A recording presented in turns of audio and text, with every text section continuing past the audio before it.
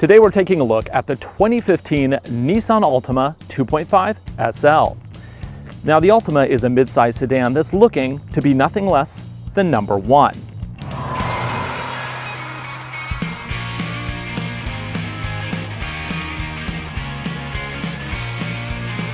Though it's quite possible to get an Altima starting at around $22,000, the SL model we have here, which is the top of the line for the 4 cylinders, starts around $28,000. Now when you add in the moonroof and the technology package, the price goes up to just over $31,000. Under the hood is a 2.5 liter 4-cylinder motor. It's good for 182 horsepower, 180 pound-feet of torque. Best of all is the mileage. This unit right here will get you 27 around town, 38 on the highway. It's not bad. And here, the Altima doesn't disappoint. I got tons of legroom here, and I even get 2 cup holders and my own vents. Just because you have legroom doesn't mean you give it up here. The Altima has it in spades. Look at all that room. Plus, you have easy access to pull down the mid seats, which give you a full pass-through.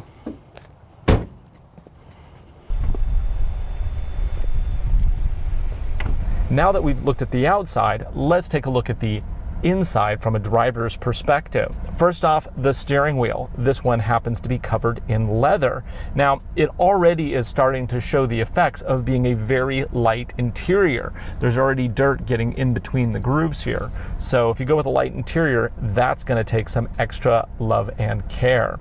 But that's okay. You can also get this car with a dark interior, but this shows why light may not always be the best choice. Now, one thing I really like about this interior is that everything is where it's supposed to be.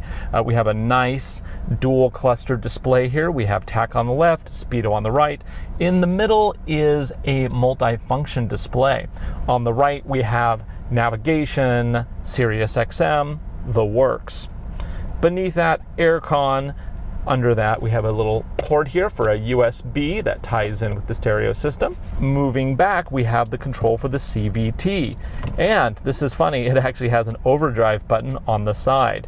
If I put the car in reverse, I get a lovely camera that also gives me interactive driving lines, which is pretty cool. I hit the camera button and it gives me an alternate view. The main center cluster up here has that little color display, and this is kind of something shared with a lot of the Nissan vehicles that are everything but the base trims.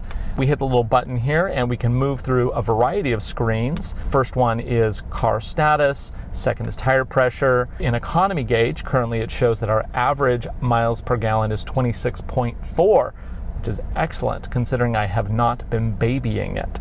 Next we have the stereo heads-up kind of information there. And then we have a compass, which will be replaced with turn-by-turn instructions should I happen to do turn-by-turn. Let's go ahead and engage the navigation system and see how well it does finding the nearest Starbucks. So we're going to search by current location. It's going to just search nearby. AR, wow, really fast. UCKS. It basically puts the information in as quick as I can type it. It shows us that we have 5 of them within 2 miles of where we're at now.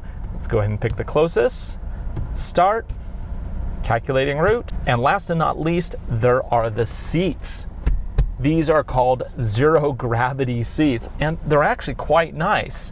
They have a layer of foam that is developed by NASA, and that gives you a really, really nice, comfortable seat. Now, it's not like a sports seat, so it's not going to envelop you, but it does keep you in place, and it's quite comfortable.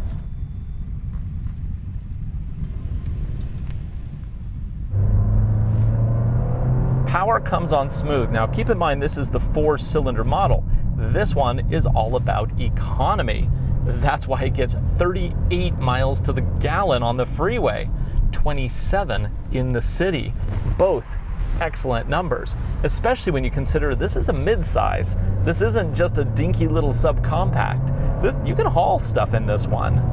This car also has another little trick up its sleeve. In addition to lane detection, it also will brake the inside wheel ever so slightly to improve turn-in and make it much more neutral handling.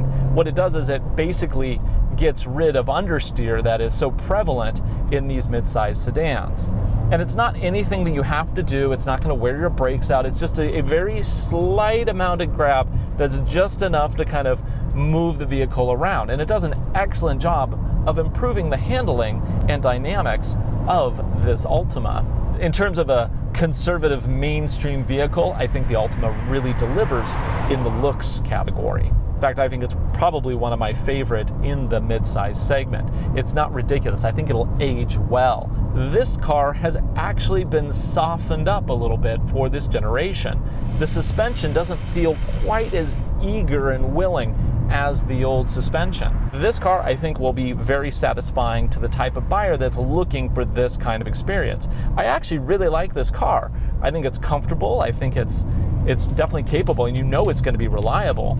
So overall, I have to color myself impressed with this new 2015 Altima. I'm Ryan Dalton for the AutoNation Test Drive. We'll see you next time.